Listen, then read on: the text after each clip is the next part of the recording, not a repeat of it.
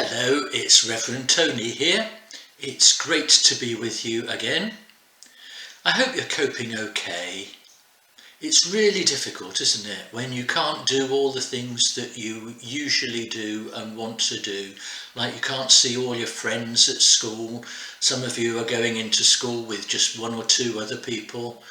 Most of you are stuck at home most of the time. You can't play with your friends.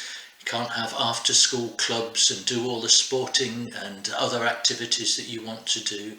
I know it's really difficult. But let's remember that God is with us. And we're going to begin with our opening responses. God is love. All the time. All the time. God is love. We're going to do something a bit different today because every year on or around the 27th of January, millions of people all around the world remember Holocaust Memorial Day.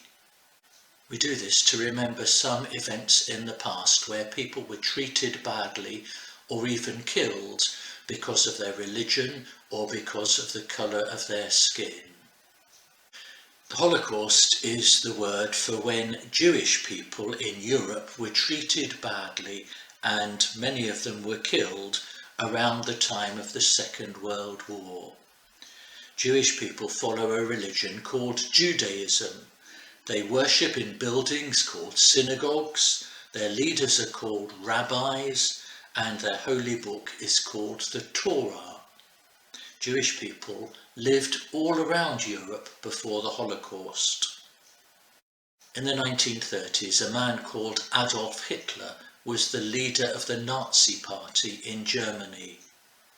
The Nazis believed that Jewish people weren't as good as German people.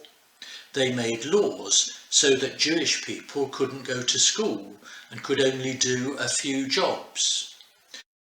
For example, Otto Deutsch was no longer allowed to play football in the park because he was a Jew. The Nazis started planning ways to make it very difficult for Jews to live in Europe. When you treat a group of people badly because of who they are, because of their race or their religion, or because they're different from you, it's called discrimination. The Nazis discriminated against the Jews because they were different from them. And sadly, discrimination still exists in our world today.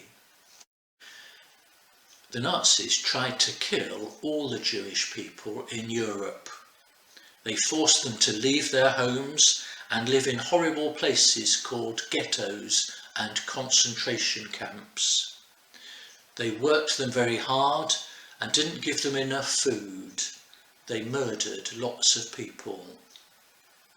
Some people, like Anne Frank, went into hiding.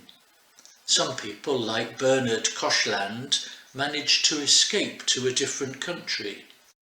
Some people, like Susan Pollock, were taken by the Nazis but survived. After the Holocaust, the world said, "This must never happen again." But sadly, similar crimes have happened in many countries since then and still happen today.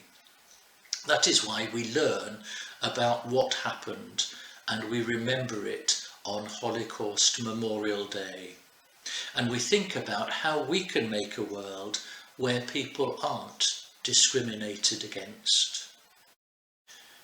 In our collective worship and assemblies, we always remember that God is love. And we always remind ourselves that we should love everyone we meet. This is what is written in the Bible in the letter of James. My friends, don't treat some people better than others. Suppose a rich person wearing fine clothes and gold rings comes to one of your assemblies. And suppose a poor person dressed in worn-out dirty clothes also comes. You must not give the best seat to the one in fine clothes and tell the one who is poor to stand at the side or sit at my feet. That is the same as saying that some people are better than others, and you would be guilty of discrimination. You will do well if you obey the most important law in all of the scriptures. It is the law that commands us to love others as much as we love ourselves. But if you treat some people better than others, you are doing wrong. Let's just think about that for a moment and think about what we can do today to try and make sure that no one is discriminated against because of their religion or because of the colour of their skin or for any other reason. Have a moment of quiet.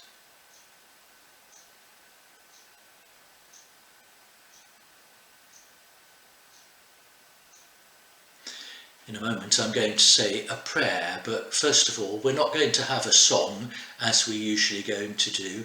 We're going to watch a short clip of a video called Your Voice is Amazing. My voice. My voice. My voice can.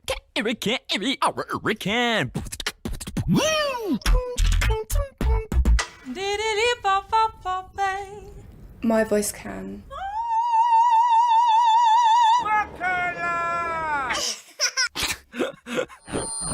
My voice can transform. Transform? Like before your very ears. My voice is as big as my imagination. Our voice has traveled through generations. My voice can make you feel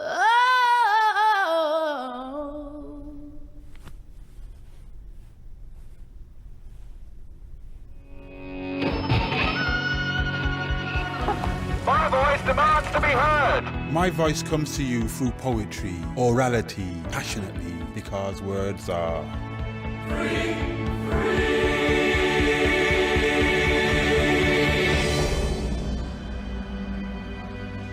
My voice speaks for my family whose voices were silenced. It's not always easy, but I try to use my voice to speak out against hatred. Use your voice. your voice. Your voice. To speak out Against injustice. humiliation and hatred.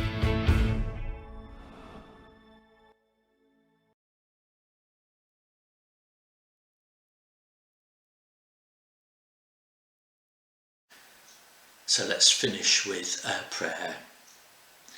Loving God, we ask you to help all those people in the world who face discrimination because of the colour of their skin, because of their religion, or for any other reason. Help them to know that you are with them. Help them to have the strength to stand up against what is wrong and to use their voice.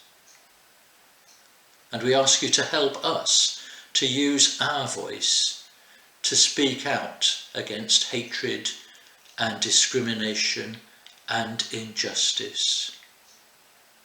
And help us today and this week, whether we're at home or whether we're in school, wherever we are, to show your love to everyone we meet. Amen. And we finish with our closing responses. God is love, all the time. All the time, God is love. Go and show that love to everyone you meet. Amen. Well, thank you for watching our collective worship this week. I hope you have a good week and a good weekend ahead. I'll be thinking of you lots and lots, and I look forward to seeing you again next week. Take care, stay safe, and God bless.